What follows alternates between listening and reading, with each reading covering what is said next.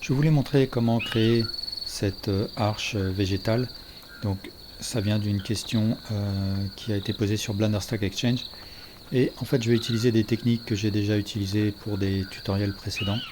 Mais là c'est juste dans un ordre différent. Alors je vais commencer par créer une curve de type Circle. Et en mode Edit, je vais lui faire une rotation sur X à 90 degrés. Je vais sélectionner les trois vertices et je vais faire un X Delete Segments. Et je vais me mettre en vue de face, je vais faire une rotation à 45 degrés de ce vertex et de celui-là à moins 45 degrés. Maintenant, je repasse en mode objet et j'ai donc mon arche. Maintenant, il faut que je crée le profil qui va courir tout du long de l'arche. Donc, je vais créer là aussi une curve de type Circle. Je rentre en mode Edit, je fais un Scale. Alors, je vais un petit peu le décaler. Pour faire venir mon gizmo de déplacement, le raccourci c'est Shift barre espace et là je choisis Move. Je vais un petit peu décaler mon cercle et en mode Edit je vais faire des duplications, donc Shift D et je vais varier l'échelle de mes duplications. Donc je vais faire des gros cercles, des plus petits, des moyens, etc. Et peu importe s'ils se chevauchent, voilà, je peux en créer, je ne sais pas, 6 par exemple. Ensuite, je repasse en mode objet, je sélectionne mon arche, je vais dans l'onglet Object Data. Et là, ce que je vais commencer par faire, c'est sous Géométrie, choisir sous Bevel, un bevel de type Object, et je vais désigner pour Object le profil que je viens de créer. Et donc là, ça va me faire courir donc tout du long de l'arche le profil en question. Et donc là, si jamais je fais des modifications, ça se verra sur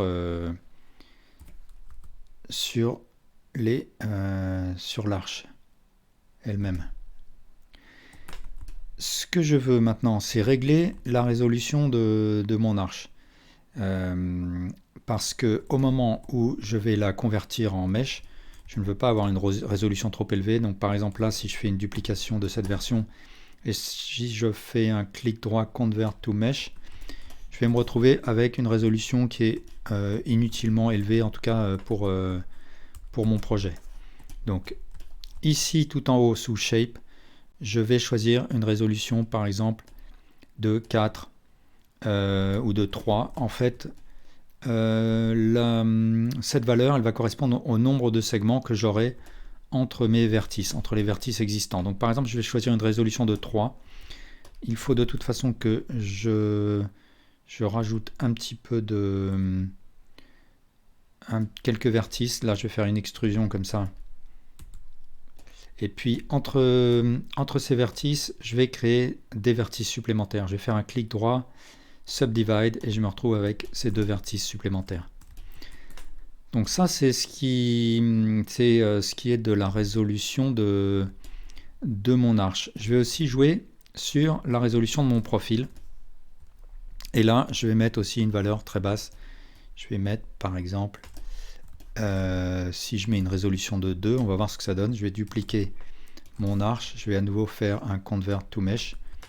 Et là, je peux voir à la fois la résolution du profil. Et j'ai une quantité de... Alors là, je peux l'afficher. Je peux aller dans Viewport Overlays, Statistiques. Et là, ce que je peux voir, c'est que j'ai 8 vertices sélectionnés. Ça me fait des cercles de 8 vertices, ça me convient. Et pour ce qui est de la résolution de l'arche, c'est-à-dire la quantité de segments qui courent d'un bout à l'autre, ça me convient aussi. Donc je vais en rester là pour ce qui est de la résolution. Maintenant, ce que je vais faire, c'est jouer avec deux valeurs. Ça va être en mode Edit, jouer avec la valeur tilt ou le radius de mes vertices. Donc par exemple, je sélectionne le vertice qui est en haut. Si je joue avec le radius, ça va me gonfler ou me rétrécir le rayon de ma forme. Le raccourci, c'est Alt S. Donc là, je peux réduire un petit peu, là aussi. Et je peux ici gonfler la base de mon arche. Et en Ensuite, je vais jouer avec la valeur tilt. Donc cette valeur qui est là, qui joue en fait sur l'inclinaison de mon vertice. Et là, le raccourci, c'est CTRL-T. Donc CTRL-T et je peux jouer ici de manière à vraiment tordre mes branches comme ça. Donc là, je peux jouer sur celle-là maintenant.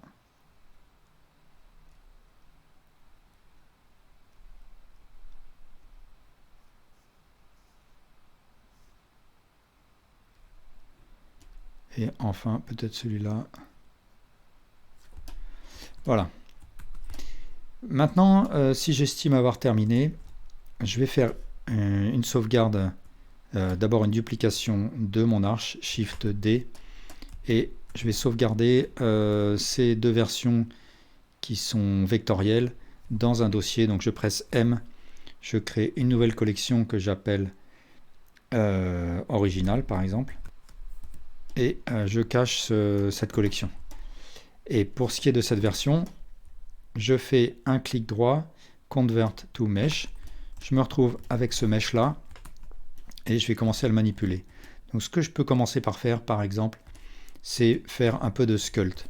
Donc je vais faire un CTRL Tab, je me mets en mode sculpt, et là par exemple je peux choisir la brosse Inflate, je vais mettre la force à 1, et le rayon je peux le régler avec le raccourci F.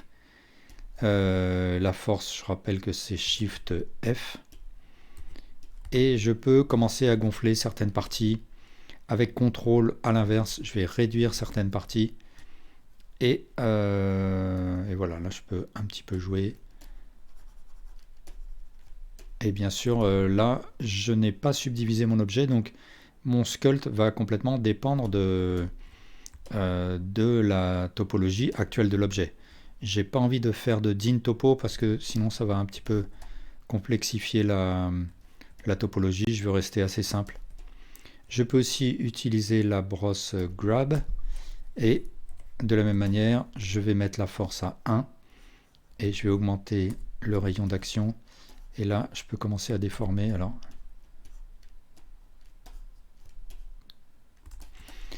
une fois que je suis content, je repasse avec un CTRL Tab en mode en fait je vais passer directement en mode Edit, et là je vais sélectionner certains de mes cercles, et puis je vais activer le Proportional Editing avec O. Je m'assure que l'option Connected Only est activée, de manière à ce que quand je déplace ensuite mon cercle, ça entraîne ceux qui sont connectés mais pas les autres. Et de cette manière-là, je peux commencer à bouger mes branches.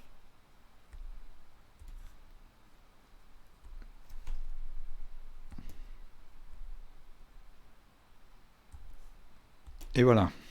Ce que je peux faire aussi, si jamais j'ai envie de gonfler mes branches ou au contraire les rétrécir, c'est choisir celle que je veux, donc avec L, ou je peux toutes les sélectionner aussi, et faire un Alt S pour gonfler ou rétrécir leur épaisseur, donc ce qui s'appelle un shrink ou fatten. Mais je vais en rester là. Ce que je vais peut-être faire, c'est juste attribuer à mon objet avec un CTRL 2 un modifier Subdivision Surface pour lisser la silhouette. Maintenant, ce que je vais faire, c'est attribuer à mon objet un matériel. Alors, je vais commencer par ouvrir une fenêtre de type Shader Editor et une autre de type UV Editor. Et en fait, il faut trouver une image d'écorce. Donc, moi, j'ai trouvé cette image. Ici, je vais sélectionner mon objet, presser sur New, de manière à lui attribuer un matériel. Ça va me créer un Principal BSDF et un Material Output. Donc j'ai activé l'add-on qui s'appelle Node Wrangler, qui me donne accès à des raccourcis. Par exemple, CTRL-T va me donner cette chaîne de nodes. Donc un texture coordinate en mode UV, ça c'est ce que je veux parce que on va faire un dépliage UV de notre objet pour projeter la texture. Un mapping, et là un node Image Texture dans lequel je vais aller choisir mon écorce. Donc ici, je vais me mettre en mode Material Preview de manière à voir mon écorce se projeter sur mes branches. Donc là, j'ai une projection qui n'est pas celle que je veux. Donc je vais devoir faire un dépliage UV de mon objet.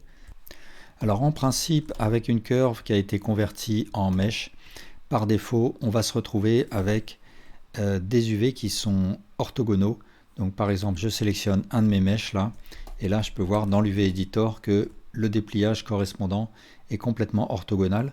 Si je sélectionne tous mes mèches, ici dans l'UV Editor, je vais avoir la superposition de tous les UV correspondants, et je peux faire une rotation à 90 degrés, un léger scale sur Y, et là je peux voir que la texture suit correctement le sens des branches.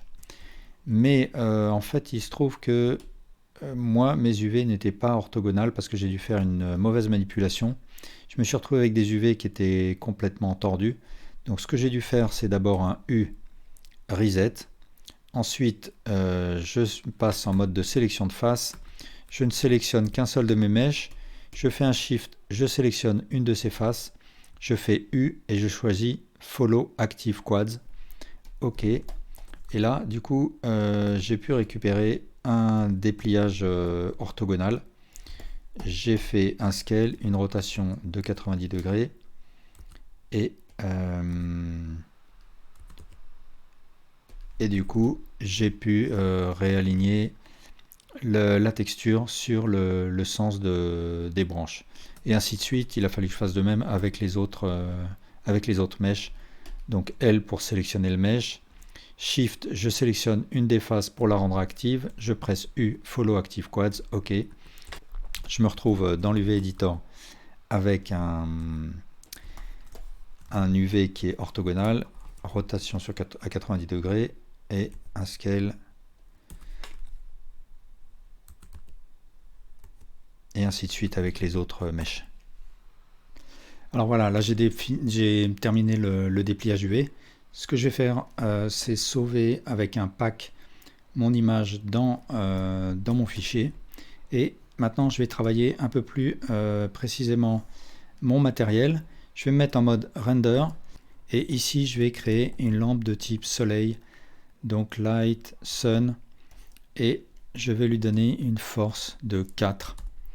Et l'orienter correctement comme ça.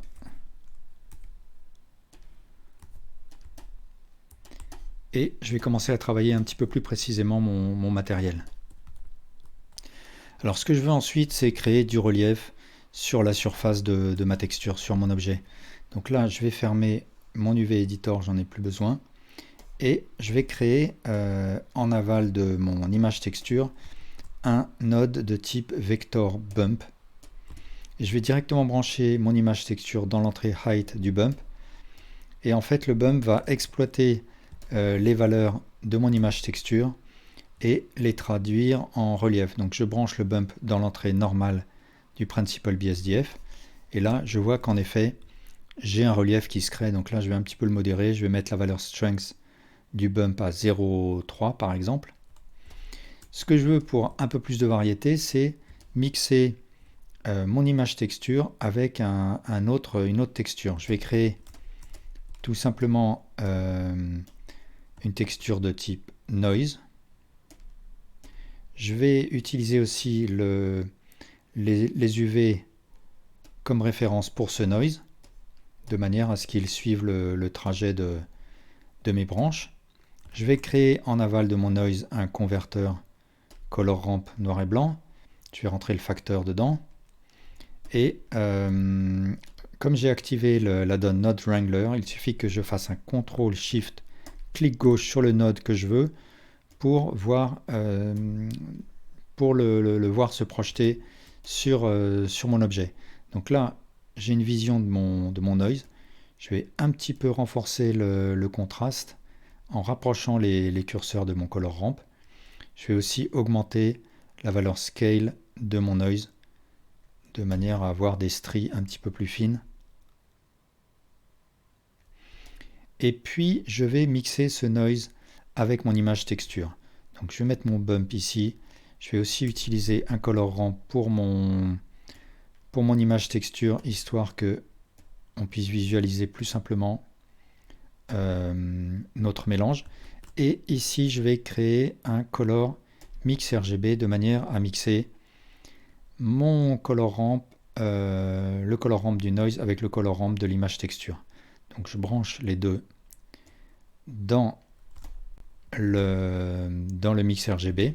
Je vais faire un CTRL SHIFT clic gauche sur le mix RGB de manière à voir le mélange obtenu. Donc là, si je mets le facteur à gauche, on va voir complètement l'image texture en noir et blanc. Si je le mets à droite, on va voir mon noise. Ce que je veux, c'est en fait mettre mon mix RGB en mode multiply pour que les deux valeurs se superposent. Alors ensuite, comme je veux que mon noise soit prioritaire par rapport à mon image texture, je vais inverser le branchement des deux nodes. Et puis après, je vais me remettre en mode de visualisation normale de ma texture. Donc je fais un CTRL SHIFT clic gauche sur le Principal BSDF de manière à voir le résultat. Donc ici, je peux voir un petit peu en jouant sur le bump l'effet de mes deux textures sur le relief. Je vais faire quelque chose comme ça.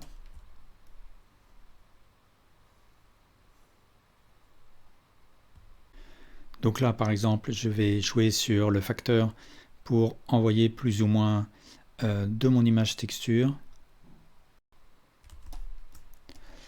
Et maintenant, je peux commencer à travailler un petit peu plus peut-être sur le caractère réfléchissant de ma texture.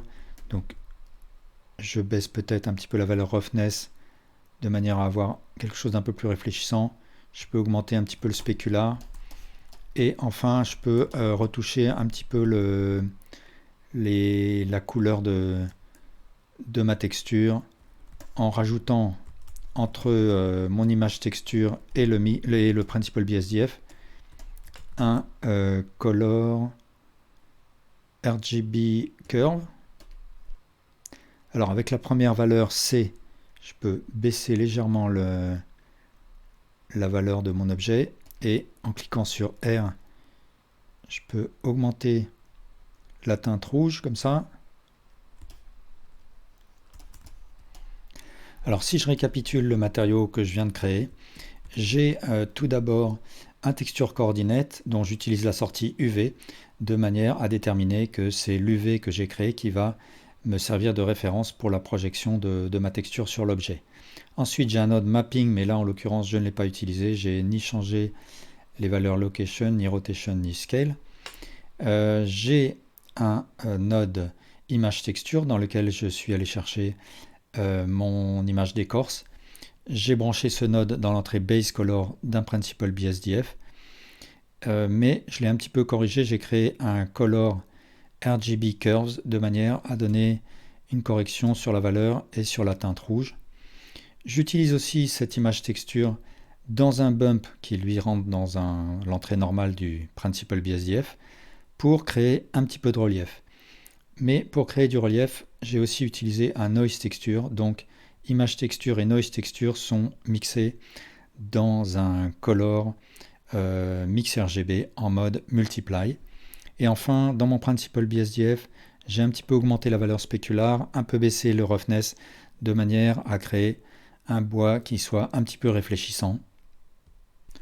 Après, si je veux pousser un tout petit peu plus loin les choses, je peux appliquer mon modifier Subdivision, passer en mode Sculpt et je peux commencer à travailler un petit peu des détails, des excroissances, etc. Là, j'ai la brosse Draw, mais si j'inverse, si je choisis CTRL, clic gauche, je peux commencer à creuser. Je peux aussi me servir de la brosse Crease.